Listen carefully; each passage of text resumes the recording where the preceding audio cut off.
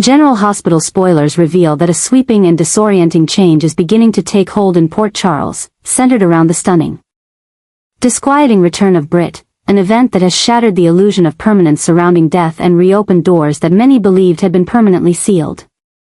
Her reappearance has not been framed by reunion or healing, but rather by eerie silence, disjointed recollections, and a growing sense of surveillance that no one can quite put their finger on. From the moment she stepped back into town, alive yet somehow incomplete, it became clear to a few that her story was not one of survival, it was one of manipulation. And now, a new figure has emerged from the fog, a man who speaks little, knows much, and carries with him a presence that suggests involvement far deeper than chance. His name remains obscured. His background polished clean of detail, and his demeanor calculated to disarm. Yet Jason, long the anchor of logic and instinct in Port Charles, sees through the fog with a clarity no one else possesses. His instincts, honed over years of betrayal and bloodshed, scream that this man is no hero. He is a mechanism. A tool. Or perhaps the very architect behind the reappearance of Brit, and the unknown that still binds her. Jason has begun noticing patterns. The man always appears within proximity of Brit, but never with familiarity. He lingers on the edges, offers explanations too neat, and speaks with the calm of someone rehearsing. His past, when Jason begins to probe, is made of air, no real employment history, no family, no traceable education, no hospital credentials, and yet he speaks medical jargon with unnerving ease. Jason doesn't just suspect involvement, he suspects design. And what unsettles him most is Brit's reaction. She doesn't flinch when this man appears. She doesn't question his presence. She doesn't ask where he's been or what he knows. Instead, she accepts it, almost as if something within her has been trained to recognize him. Her memory, still spotty from whatever trauma she endured, seems programmed to accommodate his narrative. And that alone is enough to make Jason's blood run cold. What began as quiet inquiry quickly escalates into a relentless pursuit. Jason taps into old connections, Spinelli, Britt, Anna, trying to uncover any trace of this man's identity. What they begin to find is alarming. Satellite data suggests his movements in recent months line up with locations connected to WSB black sites. Financial records link him to shell organizations known for off-the-book experimentation in neural control and genetic reconditioning. Jason realizes this man was not only involved in Brit's disappearance, he may be part of a larger operation that includes memory suppression, behavioral alteration, and medical enhancement. Brit, in this equation, was not merely a victim, she was a subject. A test case. And perhaps her return was not accidental at all, but orchestrated as part of a controlled release to test post-captivity reintegration. Jason's worry deepens when Brit begins to show signs of inconsistency. She remembers people she never met. She forgets conversations minutes after having them. Her emotional reactions are muted or, at times, rehearsed. One night, when Jason confronts her about a specific detail from their past that she should remember, she pauses too long before answering, then gives a vague reply that doesn't fit. Jason feels the crack beneath her surface, like someone trying to play a role they haven't been fully trained for. He doesn't blame her. He fears for her. And in that fear, a new fire awakens within him, the need not just to protect her, but to uncover what was done to her, and who this mysterious man truly is. But the deeper Jason digs, the more resistance he meets. Officials begin warning him to back off. Files go missing. Hospital staff who once trusted him now avoid his questions. A former WSB contact is found dead 2 days after speaking to Jason. The entire situation begins to feel less like a mystery and more like a cover-up, and the stranger hovering near Brit, silent and impenetrable, begins to feel less like a man and more like a handler. A sentinel placed near her not to guard, but to monitor. Jason confronts the man directly once, demanding to know who he is and what he wants with Brit. The man, with a placid smile, says only, "We brought her back because she was never yours to lose." The words aren't just cryptic, they're chilling. They confirm what Jason feared, that Britt's return was not for her, not for love, not for redemption, but for something else. Something calculated, systemic, and possibly dangerous. As Jason connects more threads, a new term keeps appearing in encrypted files, Initiative R7. A covert program theorized to develop enhanced individuals capable of memory deletion, emotional suppression, and strategic loyalty. Britt's return may be part of that initiative. The stranger may be a handler. And Jason? He's the variable that the program can't control. The more he resists, the more dangerous he becomes in the eyes of those operating behind the curtain. But Jason won't stop. Because now he's certain, the Brit he loves may still be inside the woman who returned, but she's trapped beneath layers of programming, of fear, of obedience. And if he doesn't intervene, he may lose her again, not to death, but to a slow, irreversible erasure of everything that made her who she was. This marks a seismic shift in Port Charles. The rules are different now. People who die return. People who return aren't the same.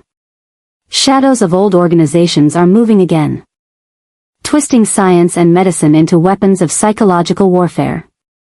And Jason, once the enforcer of peace in the chaos, now finds himself the last line of resistance between a woman he loves and a system built to reshape her into something unrecognizable. The town is watching. Unknowingly standing on the edge of a new chapter, one where identity, loyalty, and memory are no longer guaranteed, and where the people they trust may already be someone else entirely. Jason feels the clock ticking. The man beside Britt isn't just a threat. He's a signal. That everything they thought they buried with her has come back to life, and this time, it's evolving. A chilling transformation is unfolding beneath the surface of Port Charles, one born not from coincidence but from careful calculation. And Jason is the only one beginning to see the pattern take shape. With Britt's shocking return already triggering unease across the city, what follows next is more than unsettling, it's impossible. Jason, hardened by loss and trained to spot what others cannot, has started to piece together subtle but undeniable signs that both Nathan and Peter, long thought gone for good, may be tied to Britt's reappearance in ways no one can yet fully explain. The implications are staggering. Nathan's name surfaces in encrypted messages intercepted by Britt, tied to a WSB facility long since abandoned. Meanwhile, whispers of Peter being sighted on the outskirts of a WSB compound begin circulating in underground forums monitored by Anna and Spinelli. And while no one wants to believe it, Jason cannot ignore the pieces lining up. Britt returns under a cloud of uncertainty, her memories fractured, her identity fragile, and now, suddenly, traces of two men whose lives defined hers begin to re-emerge. This isn't resurrection, it's orchestration. The timing is too clean, too convenient. It feels engineered. Jason knows the systems that once operated in the shadows of the WSB and beyond, those that built soldiers out of civilians and erased the past with a syringe and a whisper. He begins to suspect that Britt was not the only subject pulled from the brink. Her return was merely phase one of something far more ambitious, a test, a beta program. To see if the mind can be rewritten, redirected, and returned to society unnoticed. Now, with the potential of Nathan and Peter being reintroduced into the landscape, it's no longer a theory. It's a strategy. A strategic reintegration of reconditioned individuals, and Jason fears what happens when the city finally realizes who they've let back in. But the emotional weight of it is heavier than the tactical one. Nathan, once the symbol of order and justice, was a friend. Peter, a manipulator and killer, was the shadow Jason had long tried to bury. If both are returning together, Jason must ask, under whose control? Because it's not just about the people they were. It's about the people they might now be. Controlled. Conditioned. Repurposed. The deeper Jason investigates, the clearer it becomes, these men did not escape. They were released. And someone is pulling the strings. Every day, more evidence points to a silent architecture behind their return. A surveillance system picks up Peter near a harbor, his gait altered. His face distant, as if he no longer knows who he is. A digital trail connects Nathan's name to a covert account used to purchase medical-grade neural interfaces.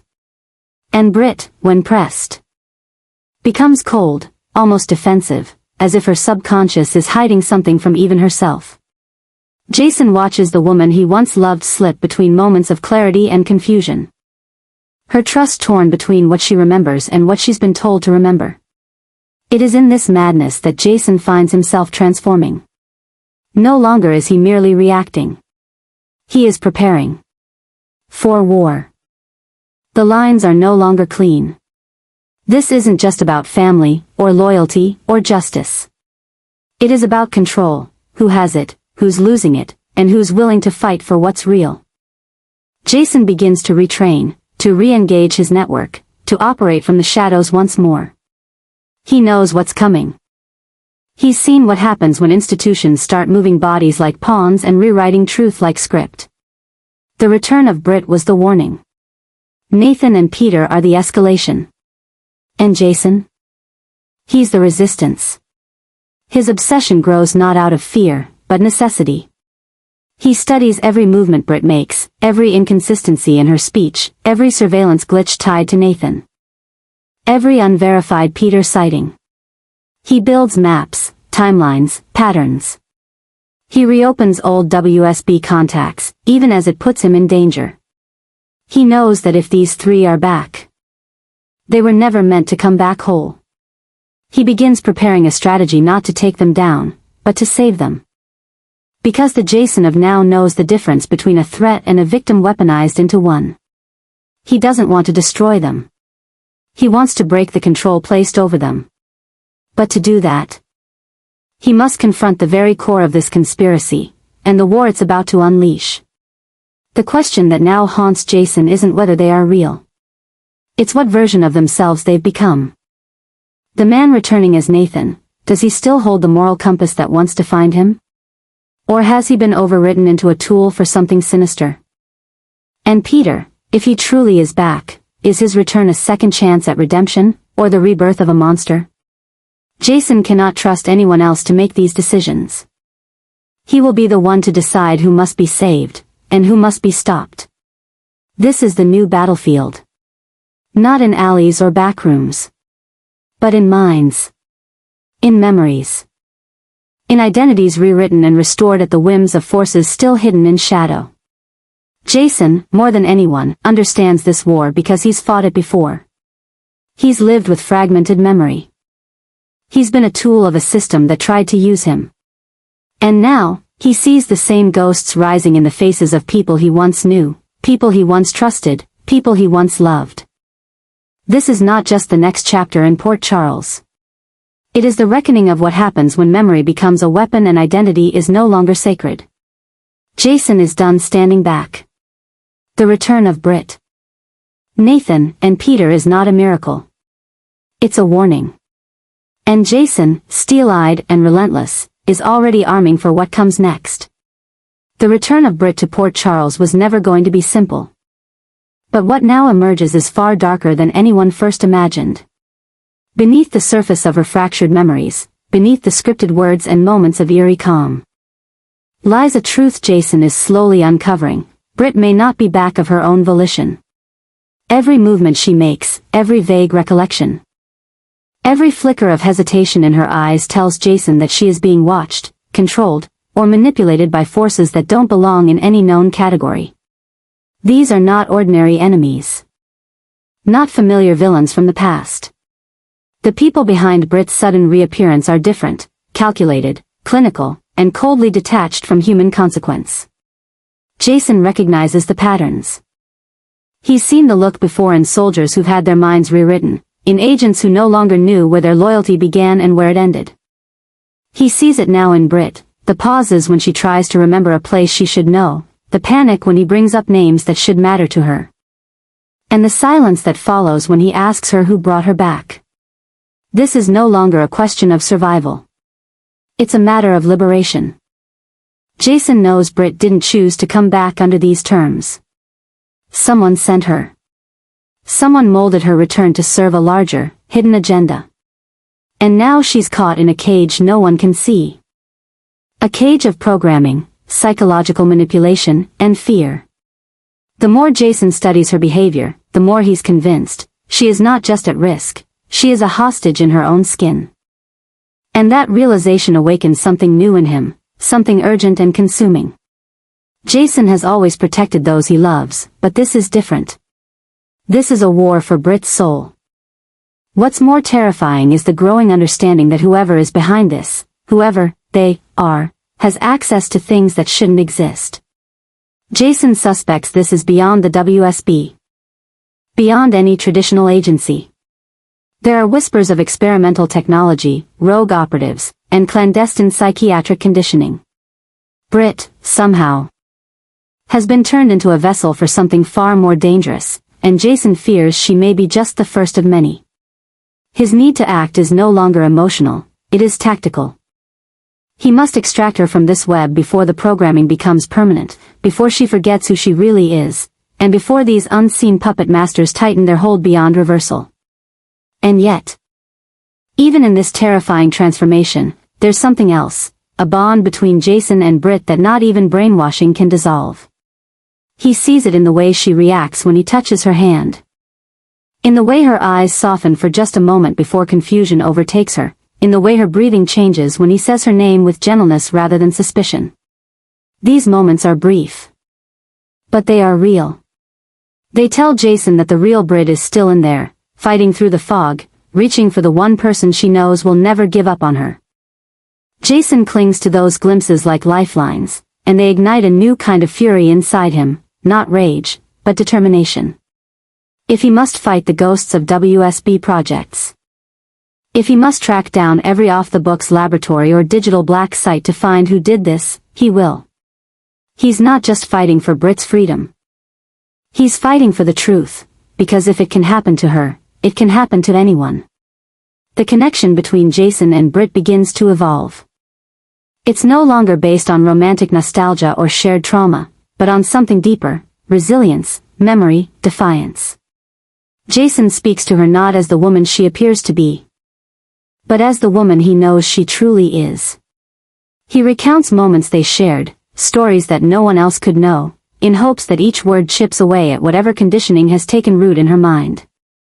He brings her small tokens, things that mattered to her once, trying to spark recognition. Some days, there's nothing but silence. Other days, there's a flicker. A breath caught too long. A tear she can't explain. These cracks, however small, are signs. Signs that she's still inside. Signs that Jason's presence matters. And it's in those moments that their connection tightens. It's no longer just about rescuing her, it's about rebuilding her. Together.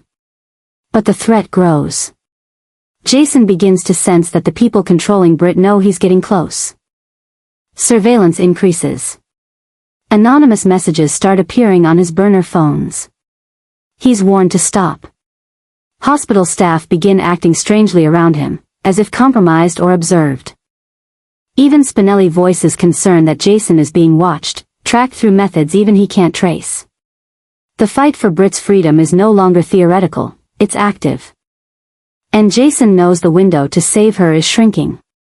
Still, he doesn't back down. This is not just about protecting someone. It's about undoing something evil. Something mechanical and inhuman that is being done to a person who once lit up rooms with sarcasm and stubborn loyalty. Jason sees the truth no one else wants to face. Brit is not back from the dead, she was reconstructed. And if he doesn't act fast, she may be consumed by whatever identity she's been programmed to become. So he prepares. He maps out a plan to find where she was held. He begins cross-referencing the times and locations of Nathan and Peter's sightings with Brit's travel patterns. He builds a list of people in Port Charles who may already be compromised. He's not just going to save Brit, he's going to expose everything. And through it all, the bond between him and Brit, even in its fractured state, begins to pulse with a new strength. It is trust without words. It is recognition beyond memory. And it is the last unbreakable thing left in a world being rewritten from the shadows. Jason will not let her disappear again, not this way, not under their control. He's preparing for a war she doesn't yet remember. And he's willing to burn every lie in his path to bring her back. Brit's return has not only shattered the calm of Port Charles but has ignited a wildfire of chaos that is rapidly consuming the fragile order Jason once fought to protect. Her reappearance, cloaked in ambiguity and threaded with unexplained gaps in memory, isn't just a shock, it's a disruption that is unraveling every calculated plan Jason tried to put in place after Monica's death. The emotional wound left by Monica's passing is still raw, and Jason had spent every waking moment constructing a path forward that could preserve her legacy, honor her principles, and shield those she loved from the darkness she never wanted to reach them. But now, Brit has emerged like a ghost wrapped in secrets. And with her comes a wave of instability that even Jason cannot contain. Port Charles is no longer stable ground. Brit's presence has stirred questions that no one can answer. And her vague responses and programmed composure have only deepened the suspicion. Her return should have been a moment of joy, of healing.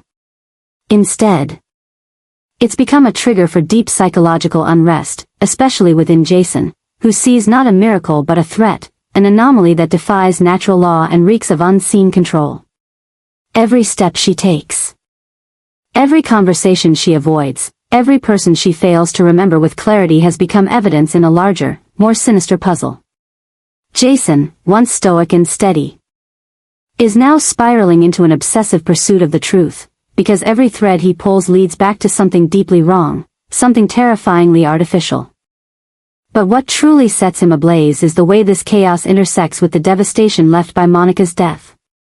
That loss was not just personal, it was foundational. Monica was a moral compass, a grounding force, and Jason's anchor to family and purpose. Her death left a void, one he tried to fill with strategy and sacrifice. But Brit's return, and the possible manipulation behind it, has begun to tear that strategy apart.